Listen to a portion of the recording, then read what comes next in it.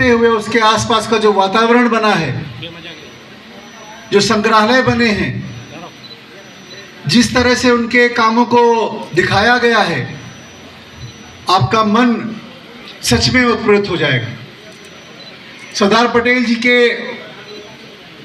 इस देश को बनाने के योगदान और देश की आज़ादी में उनके योगदान को कोई भुला नहीं सकता। हमारे आदरणीय विधायक जी ने उनके जीवन पे कुछ प्रकाश डाला है।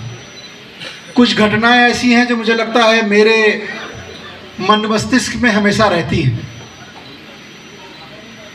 एक वो घटना जो दिखाती है कि उनका अपने कर्तव्य के प्रति कितना निष्ठा थी, अटूट निष्ठा से अपने कर्तव्य का वो पालन करते थे। एक बार एक अपने मुवक्किल के लिए जज साहब के साथ वो बहस कर रहे होते हैं, तभी एक पर्ची आती है, उनको मिलती है और उस पर्ची को वो पढ़ के जेब में रख लेते हैं।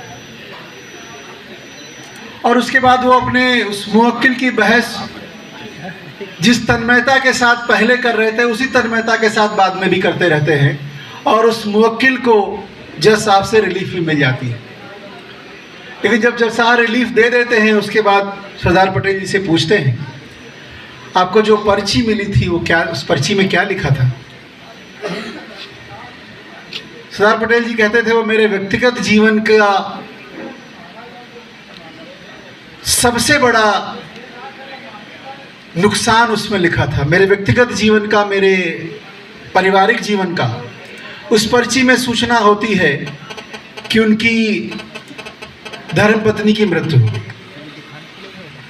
ऐसा व्यक्तित्व अगर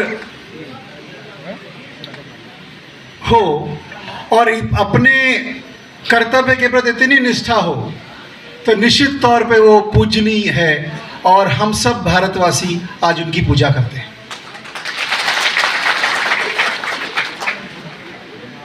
भारत की 580 से अधिक छोटी छोटी रियासतें, आज़ादी के बाद सरदार पटेल जी को बहुत थोड़ा सा समय मिला।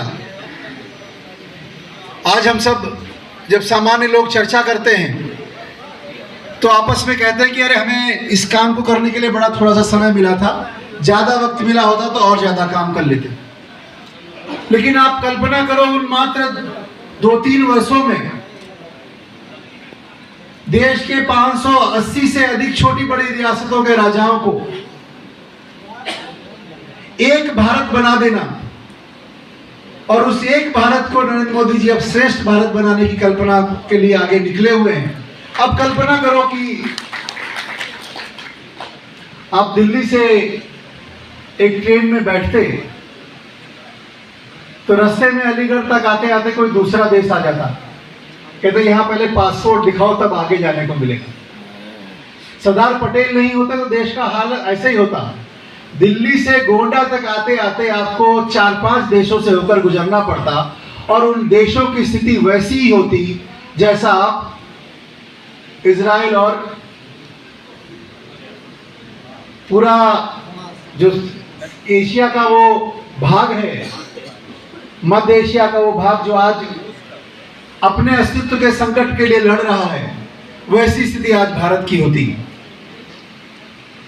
एक कर्तव्यनिष्ठ, दृढ़ निश्चयी, हृदय से कोमल, ये कठिन काम होता है जब आप